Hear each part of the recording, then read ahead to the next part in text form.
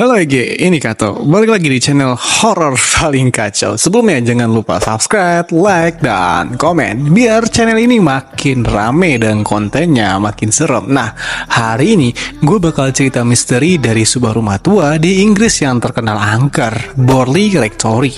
Konon katanya rumah itu pernah dinobatkan sebagai rumah paling berhantu di Inggris oleh peneliti paranormal terkenal Harry Price. Jadi gimana seremnya? So, pegang erat soalnya semakin dalam semakin gelap. Welcome to Katamuji, where secrets unfold. Real crimes, haunted tales, stories untold. Dive into the darkness, let the truth be shown. Katamuji, the place where mysteries unknown. Jadi gini, Borley Rectory itu bangunan besar bergaya Victoria yang dibangun tahun 1862 oleh pendeta Henry Dawson Ellis Bull. Lokasinya benar-benar pencil di sebuah desa kecil bernama Borley, Essex di sudut pedesaan Inggris. Bangunan ini terdiri di atas lahan sekitar 11 akre atau sekitar 45.000 meter persegi atau lebih gamblangnya sekitar 4,5 hektar. Luas banget kan, karena saking luasnya membuat rumah ini semakin terisolasi. Nah, rumahnya sendiri nih besar banget BG. 4 lantai, totalnya ada 32 ruangan, 11 diantaranya kamar tidur, ibarat kastil kecil lah, lengkap dengan koridor panjang, tangga tua, rumah bawah tanah yang lembab, dan loteng yang menyeramkan. Oh iya, si pendeta Bull ini ternyata punya 14 anak, 7 laki-laki dan 7 perempuan, jadi rumahnya memang rame waktu itu.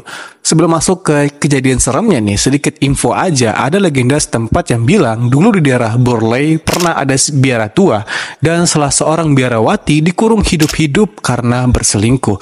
Cerita itu pernah turun-temurun sampai ada yang menyebut roh biarawati gentayangan di situ.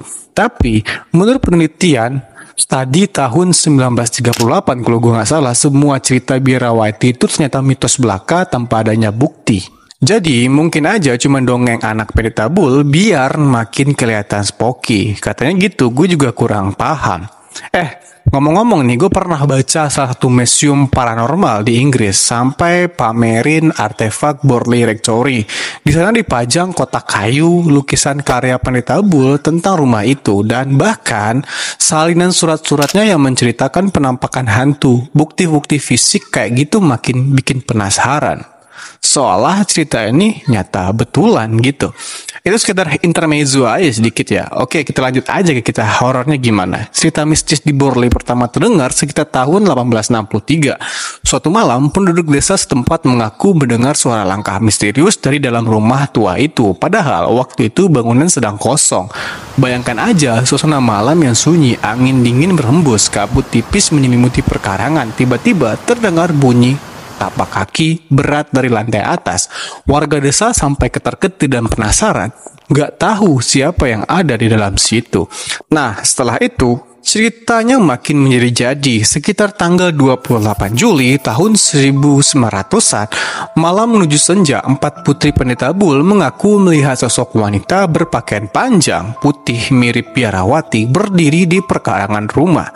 Sosok itu muncul dari balik semak-semak sekitar 40 meter dari rumah, lalu menghilang seketika saat mereka mendekat. Keluarga Bull sampai ketakutan bukan main dan langsung yakin itu adalah hantu biarawati Borley. Bisa kalian bayangin sendiri perasaannya jam segitu di rumah besar yang gelap nih, tiba-tiba muncul wanita putih kayak di film horor. Dan nggak cukup nih sampai di situ aja, rumor lain juga beredar gila-gilaan. Dengar-dengar ada cerita tentang kereta kuda berhantu yang lewat malam-malam di jalan dekat situ. Katanya keretanya ditarik 2 kuda hitam, tapi yang menumpang kursinya sosok tak berwajah. Oke, kita lompat dulu nih ke era 1928. Setelah pendeta Bull senior wafat tahun 1892, Rev Harry Foister Bull, anak sulungnya, melanjutkan tugas dari pendeta Bull senior.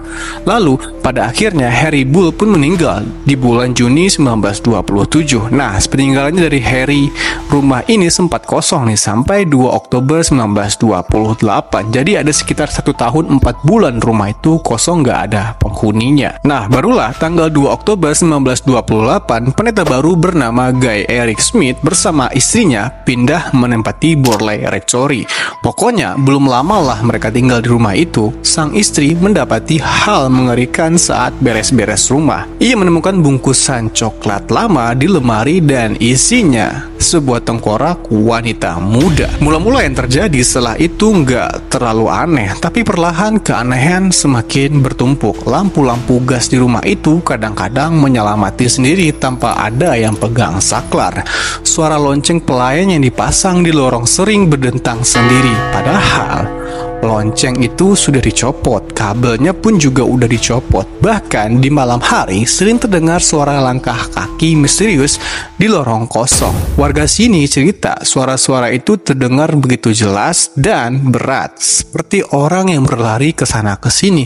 Tapi gitu nyalain senter ke arah suaranya, yang ada cuman kegelapan. Keluarga Smith sampai kepikiran untuk pindah karena udah stres beneran. Makanya mereka semua pada panik. Apalagi keluarga istri Pak Smith nih ngaku pernah melihat bayangan kereta kuda hitam melintas di halaman waktu malam.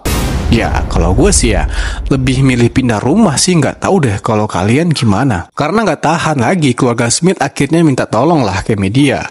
Mereka menghubungi surat kabar Daily Mirror di London yang terkenal liputan aneh dan misterius. Dan akhirnya, 1929 berita pertama tentang Borley Rectory masuk media. Daily Mirror sampai mengirim reporter khusus dan mengajak ahli paranormal ternama bernama Harry Priest untuk menyelidiki langsung kejadian seram itu. Harry Priest pun datang ke Borley pada 12 Juni tahun 1929. Ini jadi awal beneran kasus Borley viral. Begitu Harry Priest datang, kejadian aneh baru langsung muncul. Batu-batu kecil atau vas bunga tiba-tiba terlempar sendiri ke arah orang yang tak berwujud, seolah-olah dilemparkan dari balik dinding. Bahkan ada yang merasa muncul pesan hantu berupa ketukan di bangkai cermin putih. Hal-hal kayak gitu bikin geleng-geleng kepala nggak sih? Apalagi gue yang baca artikelnya. Yang lucu nih, yang lucu banget. Begitu Harry Priest pulang dan meninggalkan Borley, semua kejadian aneh itu tiba-tiba berhenti. Istrinya Pak Smith sampai curiga nih, jangan-jangan si Harry Priest sendiri yang bikin keribetan itu sendiri. Soalnya dia memang terkenal bisa sulap gitu. Kalian percaya nggak sih sama fenomena ini? Tulis aja di kolom komentar nantinya. So, kita lanjut ya. Cerita makin parah nih pas penghuni berikutnya pindah ke rumah itu. Setelah seperti tinggalnya Pak Smith tadi, pada 16 Oktober 1930, datanglah pendeta baru bernama Lionel Agenon Foister, sepupu dari Pak Bull yang punya rumah pertama, bersama istrinya Marianne dan putri angkat mereka, Adelaide. Nah, keluarga Foister ini sepertinya makin mendapatkan giliran kutukan. Mereka mengalami kejadian-kejadian aneh yang lebih banyak daripada sebelum-sebelumnya. Contohnya aja, lonceng-lonceng pelayan tetap berdentang sendiri, kaca jendela pecah tiba-tiba tanpa sebab. Batu-batu dan botol-botol melayang di udara entah dari mana. Dan muncul tulisan-tulisan aneh di dinding rumah. Pernah satu malam mereka menemukan sebuah pesan bertuliskan, "Marianne, please help me get out." Terukir di dinding seolah-olah ada korban berteriak minta tolong. Gila kan, keluarga Foister sampai bingung mau ngapain. Ini beneran rumah berhantu apa gimana gitu pikir mereka. Karena hantunya nggak henti, pendeta Foister sampai melakukan eksorsisme, ritual pengusiran setan beberapa kali di rumah ini. Tapi bukannya reda nih guys, malah makin serem. Waktu dia baca doa keras-keras, tiba-tiba sebuah batu seukuran kepalan tangan meluncur dari balik ruangan dan menghantam bahunya si pendeta. Berita ini bilang setelah itu dia sampai nih berkomunikasi dengan roh biarawati bernama Mary Laire lewat alat planchette. Nah, untuk kalian yang belum tahu apa itu alat planchette, adalah sebuah alat kecil biasanya berbentuk hati atau tetesan air mata gitu yang digunakan dalam papan Ouija. Alat ini memiliki roda dan tempat pensil dan berfungsi untuk bergerak di atas papan Ouija saat digunakan untuk berkomunikasi dengan roh. Akhirnya, nasib Borley Rectory memang tragis. Pada 27 Februari 1939, Kapten W.H. Grayson, pemilik baru, tanpa sengaja menumpahkan lampu minyak di tangga ruang tengah. Karena rumah itu belum dialiri listrik, api cepat menjalar ke seluruh bangunan. Api mengamuk hebat hingga boiler rectory nyaris hangus terbakar. Petugas asuransi sampai curiga nih, kebakaran ini ada yang sengaja gitu ngelakuinnya, melihat kerusakannya terlalu sempurna. Setelah api padam, rumah tua itu dinyatakan rusak parah dan akhirnya pada tahun 1944 puing-puingnya pun dibongkar habis. Seketika, Borley Rectory cuma tinggal jadi reruntuhan dan kenangan. Nah, setelah kebakaran 1939 melahap habis nih Borley Rectory, hanya tersisa puing hitam dan debu. Bangunan megah yang dulu penuh misteri itu kini rata dengan tanah. Penduduk desa setempat sering bercerita bahwa di antara reruntuhan masih terdengar nih langkah kaki halus dan bisikan aneh. Ada yang melihat bayangan samar melintas dari kejauhan sebelum tiba-tiba menghilang begitu saja. Suasana pagi yang awalnya tenang bisa berubah mencekam saat kabut tipis turun dan angin dingin berbisik di antara tumpukan bata rusak. Namun, cerita Borley belum berhenti di situ. Harry Price yang tadi meneliti paranormal terkenal yang sudah sering menyingkap misteri, penasaran dan kembali melakukan penyelidikan setelah kebakaran. Ia menyisir reruntuhan yang tersisa, menelusuri setiap sudut gelap bekas rumah tua itu.